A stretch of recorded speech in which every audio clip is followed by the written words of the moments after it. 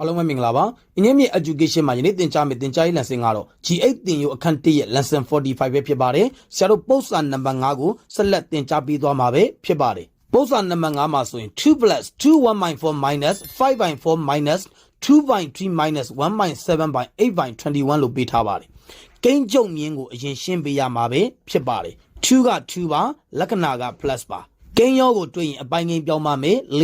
8 1ပေါင်းရင်9ပါရရှိလာတော့တန်ဖိုးဒီ 9/4 ပါ။လက္ခဏာက minus ပါ။ 5/4 က 5/4 ပါ။ကိန်းကျုံမြင်းကိုအရင်ရှင်းပါမယ်။ကိန်းကျုံမြင်းကိုရှင်းတဲ့အခါမှာဆရာတို့ဘုံပိုင်းကြီးကို21ထားပါမယ်။ပိုင်းကြီးကို7နဲ့မြောက်ရင်ပိုင်းဝေကိုလည်း7နဲ့မြောက်ပါတယ်။9 2 14ပါလက္ခဏာက minus ပါ။ပိုင်းကြီးကို2နဲ့မြောက်ရင်ပိုင်းဝေကိုလည်း2နဲ့မြောက်ပါတယ်။3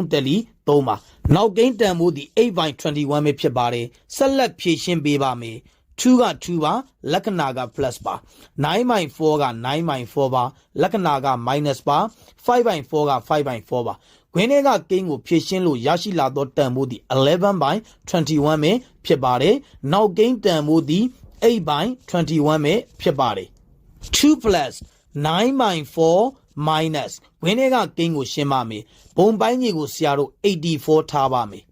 ပိုင်းကြီးကို21နဲ့မြောက်ရင်ပိုင်းဝေကိုလည်း21နဲ့မြောက်ပါတယ်။21နဲ့မြောက်လို့ရရှိလာသောတန်ဖိုးဒီ105ပဲဖြစ်ပါတယ်။လက္ခဏာက minus ပါ။ပိုင်းကြီးကို4နဲ့မြောက်ရင်ပိုင်းဝေကိုလည်း4နဲ့မြောက်ပါတယ်။4နဲ့မြောက်လို့ရရှိလာသောတန်ဖိုးဒီ44ပဲဖြစ်ပါတယ်။နောက်ကိန်းတန်ဖိုးဒီ 8/21 ပဲဖြစ်ပါတယ်။ 2 က 2ပါလက္ခဏာက plus ပါ 9/4 က 9/4 ပါလက္ခဏာက minus ပါခွင်းထဲကကိန်းကိုဖြည့်ရှင်းလို့ရရှိလာသောတန်ဖိုးဒီ61/84ပဲဖြစ်ပါတယ်။နောက်ကိန်းတန်ဖိုးဒီ 8/21 ပါဆက်လက်ဖြည့်ရှင်းပေးပါမယ်။ 2 က 2ပါလက္ခဏာက plus ပါ 9/4 နဲ့ 61/84 ကိုဖြည့်ရှင်းပါပဲဖြစ်ပါတယ်။ဘုံပိုင်းကြီးကိုဆရာတို့84ထားပါမယ်။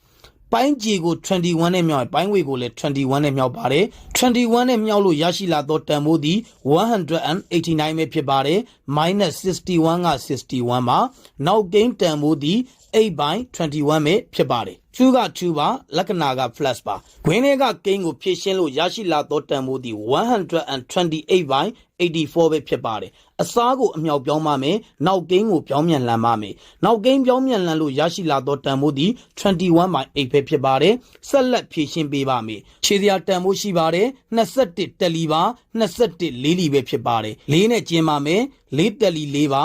4 3လီ12 4 2လီ8ပဲဖြစ်ပါတယ်8နဲ့ကျင်းလို့ရပါတယ်8 4လီ32ပဲဖြစ်ပါတယ်